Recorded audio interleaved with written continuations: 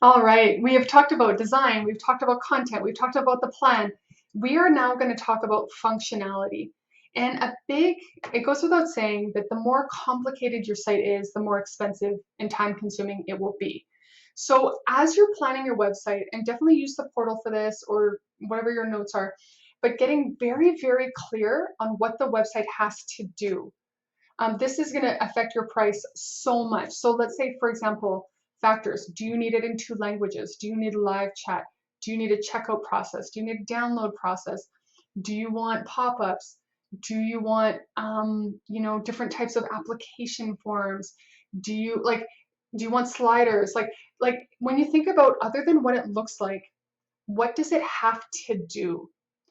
Because, for example, we've done projects where the client wants it in multiple languages and then the currency changes depending on a geolocation functionality, and the sky's the limit in terms of what a website can do.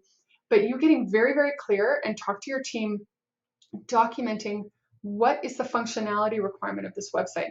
And a great way to figure out what you want it to do if you don't know what you want your website to do is to look at other people in your niche. So look at your competitors, your colleagues, and see what do their websites do.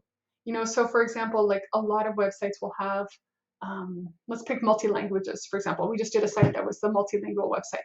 And so you click English, German, French, Spanish, and you love that feature. Make sure you write that down because setting that up is not easy. It's not a simple 2-minute thing. It could be hours of labor, and you want to make sure that that gets included in your quote.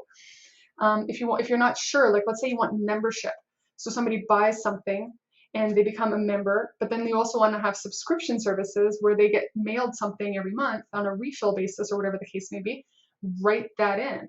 Um, if you want the web forms, the contact forms to integrate with your email server at ActiveCampaign or Salesforce, whatever it is, write that down. Like anything the website has to do, make sure it's included because it all adds up in terms of labor, and you don't want to find out later from the web team, oh yeah, we can do that, but it's 5 more hours. And as you're doing a website, stuff's gonna come up. You're gonna have to change something, or I forgot to tell you about this. I didn't know that we needed this, or whatever.